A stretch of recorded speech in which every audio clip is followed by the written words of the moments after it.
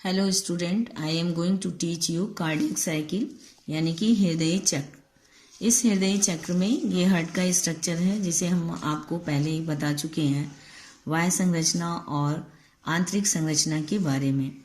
इसमें जो right auricle है और राइट वेंट्रिकल, इधर इम्प्योर ब्लड होता है और लेफ्ट ऑरिकल लेफ्ट वेंट्रिकल में प्योर ब्लड होता है। सुपीरियर वेना केवा और इन्फीरियर वेना केवा, इन दोनों से इम्प्योर ब्लड आता है जो कि राइट ऑरिकल में आता है। फिर राइट ऑरिकल से जब राइट ऑरिकल कॉन्ट्रैक्ट करता है तो फिर इसके बाद राइट वेंट्रिकल में आता है। राइट वेंट्रिकल से फिर ये पल्मोनरी आर्टरी में जाता है और फिर लंग्स में, लंग्स से होते हुए फिर पल्मोनरी वेन्स के थ्रू फिर ये पहुंचता है लेफ्ट ऑरिकल में एंड देन लेफ्ट वेंट्रिकल में, और फिर लेफ्ट वेंट्रिकल से ऑर्टा में पहुंचकर बॉडी के सारे पार्ट में पहुंचता है।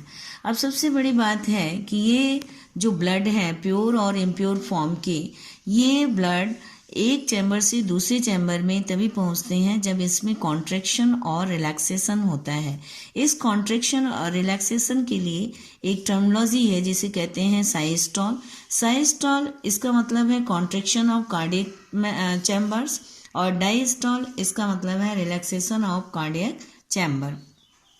जब कॉन्ट्रैक्ट होता है हार्ट तो इसका अपर पार्ट पहले कॉन्ट्रैक्ट होता है, तो राइट ऑरिकल जब कॉन्ट्रैक्ट होता है तो प्योर ब्लड राइट वेंट्रिकल में आता है और इम्प्योर ब्लड राइट ऑरिकल से राइट वेंट्रिकल में आता है और प्योर ब्लड लेफ्ट ऑरिकल से लेफ्ट वेंट्रिकल में आता है।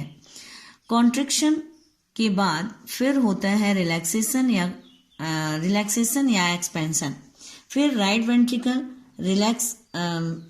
वेंट्रिकल कॉन्ट्रैक्ट करता है और कॉन्ट्रैक्शन होने से ये ट्राइकस्पिड वॉल्व बंद हो जाती है और यहाँ लेफ्ट जो वेंट्रिकल है इसके कॉन्ट्रैक्शन से बाइकस्पिड वॉल्व बंद हो जाती है, जिससे कि उल्टे डायरेक्शन में ब्लड का फ्लो रुक जाता है।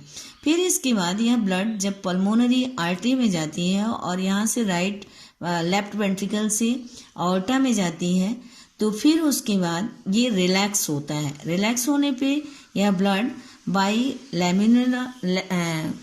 सेमीलिमिनल वॉल्व के थ्रू वापस फिर इसमें फ्लो नहीं हो पाता है।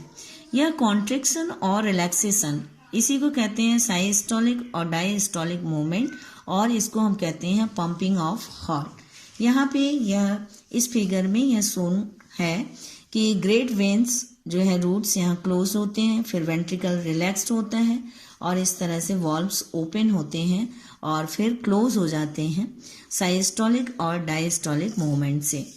तो ये जो कार्डियक साइकिल है इसमें 4 स्टेप्स हैं। पहला एट्रियल फिलिंग।